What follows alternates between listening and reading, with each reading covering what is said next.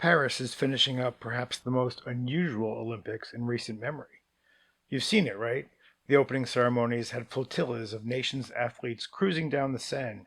Torchbearers were jumping across urban rooftops and ziplining across city streets. Lady Gaga was dressed up like a bird with pink feather pom-poms and... Okay, perhaps that's not so unusual. But it continued with the triathlon in the river, cycling in city streets, volleyball in the shadow of the Eiffel Tower. So, why did Paris do this? Who decided to do this? And what lessons can we learn from having mega events in our cities and dealing with urbanism at the same time? In this episode, the first on my new channel on YouTube, we're going to address 4 questions. 1. Who orchestrated this? 2. What did they do differently? 3. Why did they bother? And 4. How did it turn out? Part 1. Who orchestrated this? Let's start by putting this in context. The 2024 Olympics are being held in Paris. So, who's running Paris? Paris city government has been run by socialist Mayor Anne Hidalgo since 2014. According to an NBC News article by Mike Gagliardi, since Mayor Anne Hidalgo took office in 2014, Paris has closed more than 100 streets to motor vehicles, tripled parking fees for SUVs, removed roughly 50,000 parking spots, and constructed more than 1,300 kilometers or 800 miles of bike lanes. These changes have contributed to a 40% decline in air pollution.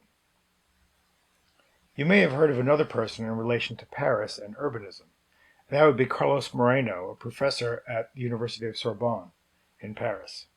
He wrote the book, quite literally, on the 15-minute city and has worked closely with Mayor Hidalgo. Mayor Hidalgo's goal was to have an innovative, sustainable, low-cost proposal when Paris put in its bid for the current 2024 Olympics.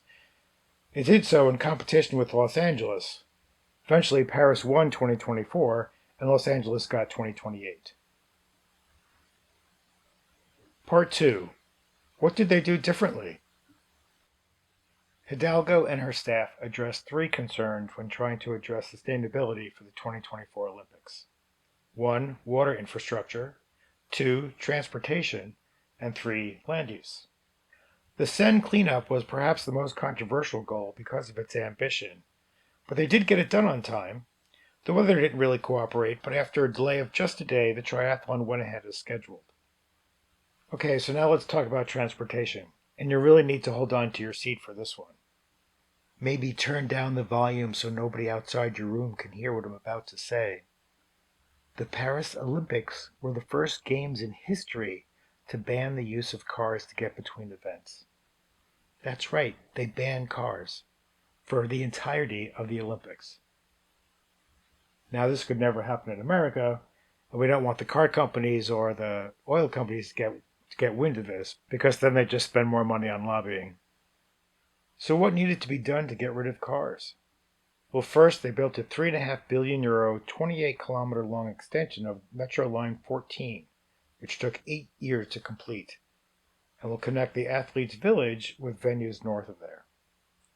The great thing about Line 14 is that it will serve 1 million daily passengers by next year when the Olympics are a distant memory.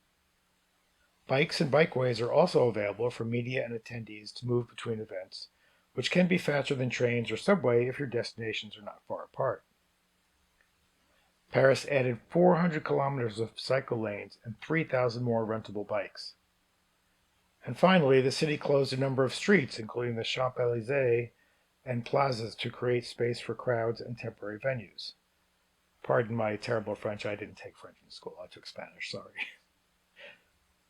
Then there's the land use changes, which are really the feather in the city's cap.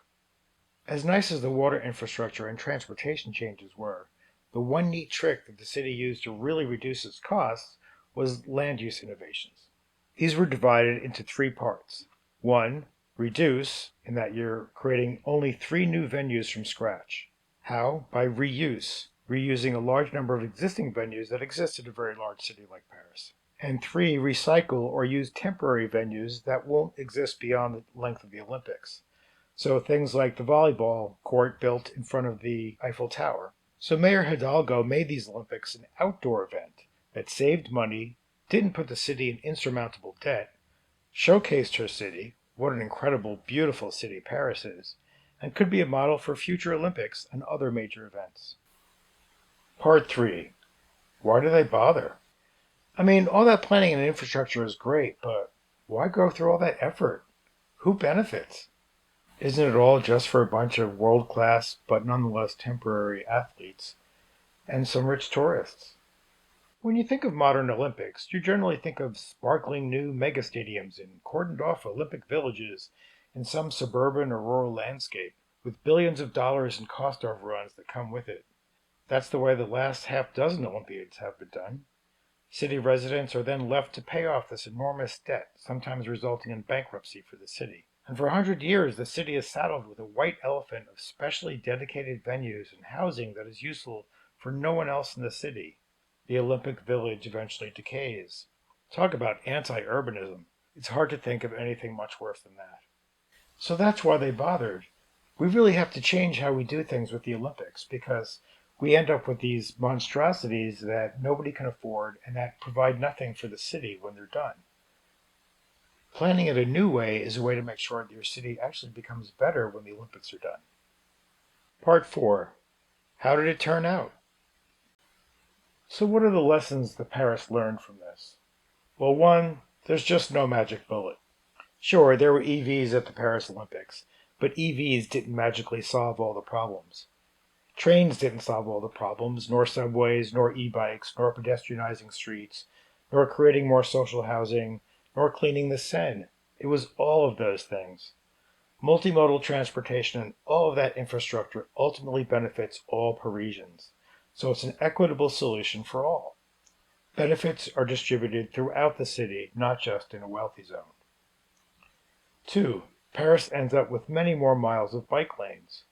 3. Paris ends up with enhanced transit to the tune of 1 to 2 million new daily passengers served. 4. Paris ends up with 40% less air pollution. 5. Parisians have a clean Seine to swim in. 6. Lower income neighborhoods have new housing, a significant portion of which is social housing. And 7. Really, this is the epitome of what a 15-minute city is all about.